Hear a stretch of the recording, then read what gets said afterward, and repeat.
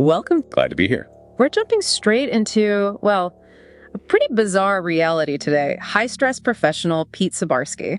Right, and his story is quite the shortcut into the dark side of information overload. And maybe a very strange kind of intuition. Definitely strange. Pete had this personal mantra he clung to.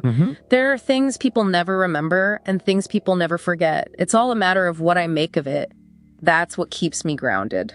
And he really needed grounding. This wasn't just, typical retail manager burnout. No. He described feeling a genuine internal war, just completely worn down by his career. Having something different. Yeah, he said he wanted to pour into people differently, but mostly he was just escaping into books or swimming laps in his pool. And haunted by something specific, you mentioned. Yes, a really specific guilt tied to his job. 8 years managing a place called Java World. Okay. Coffee. Exactly. Just the sight or even the smell of coffee would trigger these disturbing visions. Visions of what? Of coffee laborers dissolving, literally dissolving into coffee grounds. He felt this intense guilt over wasted grounds. Wasted grounds. Wow. Okay, so how did he cope? Well, first he quit drinking coffee. But the obsession didn't stop. Right.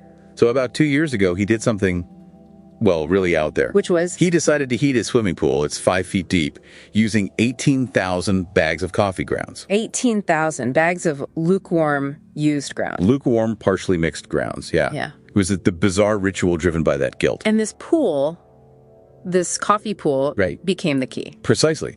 This immersion, swimming in the ground, somehow unlocked something. What kind of something? He found that afterwards, whenever he saw someone actually sip coffee, he'd get this involuntary flash, like total knowledge of their most recent hour or their secrets. Whoa. So the thing causing his stress, the coffee. Became the source of this, weaponized intuition. Instant, absolute knowledge. And he used it at work, at Java World. Immediately. The company motto was, integrity always comes first. But this wasn't about integrity training, was it? No, this was surveillance. Yeah. Pure and simple. Take his employee, Will. Okay. Will comes in late, sipping a triple espresso, French pressed. Pete doesn't just know he's late. He sees what? He sees everything. Will's speeding like 90 miles per hour on the 101 freeway. He sees him stopping at a rival shop, Java stock. Sees the transaction time. Sees the exact timestamp. Yeah. So Pete confronts him? Oh, yeah. Cool. Aggressively. Throws all the details at him, the speed, the route, the card swipe time. Threatens his job right there. That's intense, using secrets like that. And it got worse. Much worse. Another employee, Logan. What happened with Logan? Logan's drinking a double chocolate chip frap. Pete looks at him and sees. Sees what? A hit and run. Logan hitting a homeless person on Alamosa Boulevard. Oh my. And then Pete sees Logan immediately going to the Happy Car Wash to detail his car. Trying to hide the dents, the evidence. Exactly. Pete fired him on the spot. Just screamed at him to get begging really harsh. Okay, let's just pause here. This is a huge leap. From stressed manager to this. Firing someone so brutally, knowing their absolute worst secret. It's a major escalation. And it didn't stay within the office walls either. He took it public. He did. At that same Java stop where Will got his coffee.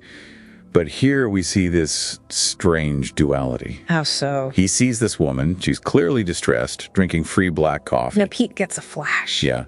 He sees her helping her injured friend Wes. Wes was hit by some jerk in a Jetta. She's trying to get Wes to a free clinic. And what did Pete do? Nothing.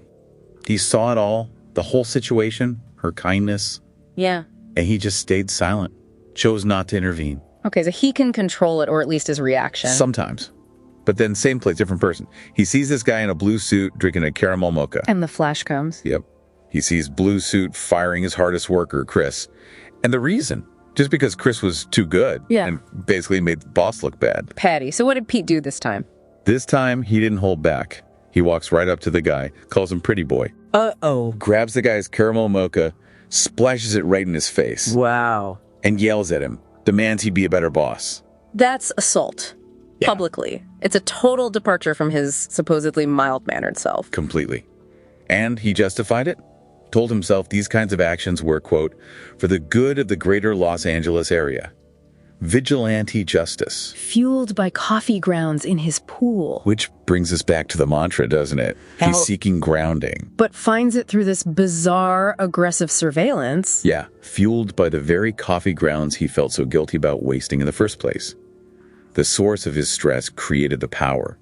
which then demanded these intense, almost righteous confrontations. It's a terrifying spiral from just wanting to escape the daily grind to being burdened, really, with this involuntary, absolute knowledge of everyone's flaws. It certainly puts things in perspective. So the final thought we leave you with. Right. Think about it. If you suddenly knew the secrets, the moral failings of everyone around you, Just from seeing them sip their morning coffee. would that knowledge actually feel like a superpower?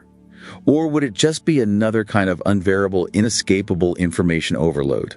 Something to ponder.